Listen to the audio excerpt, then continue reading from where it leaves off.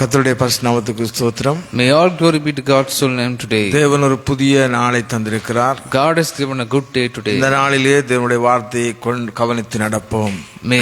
May all of us listen to the word of God and live accordingly. தேவன் தாமே நம்மை ஆசீர்வதிப்பாராக. May God bless us today. என்னுடைய பிரசங்க தலைப்பானது, The topic of my message today is ஆசீர்வாதம் வரும்போது. when blessings come in our lives. 2 நாளாகமம் 17:5. The book of 2 Chronicles chapter 17 verse 5.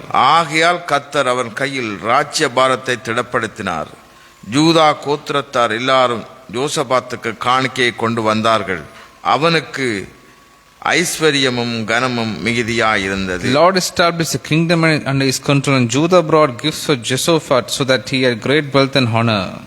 ஆசீர்வதிக்கப்பட்ட போது அல்லது ஆசீர்வதிக்கப்படுகிற போது நமது செய்கைகள், நாம் இருந்த நிலைமைகள், உறவுகள் எல்லாம் கவனத்தில் கொண்டு நடக்க பழகிக் கொள்வோம். When we are blessed, our actions, the situations we are in, our relationships, let us consider all this when we are blessed.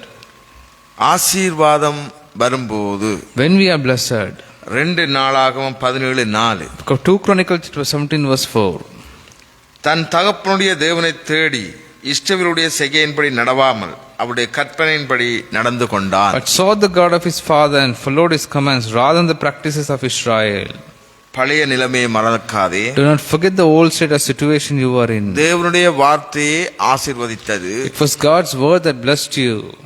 தேவனே திடப்படுத்தினார். It was God who strengthened you in your life. இரண்டாவது குறிப்பாக, as my second point, ஆசீர்வாதம் வரும்போது உறவை கவனித்து நட. when blessings come into your life, be mindful of your relationships. யாரோடு உறவு இருக்கிறது? With whom you are going to have contact.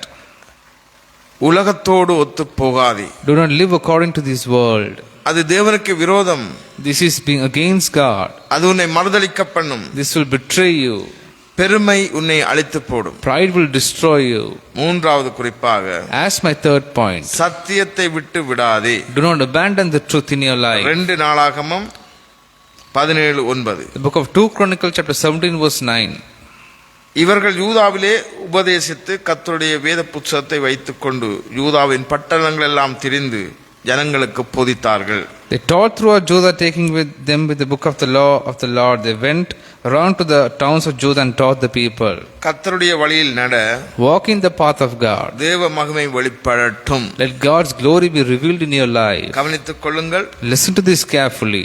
எல்லாமே தேவன் தந்தது என நினைத்து தேவ மகிமைக்காக நடப்போம். Let us think that everything that God has given is for glory, and let us live accordingly.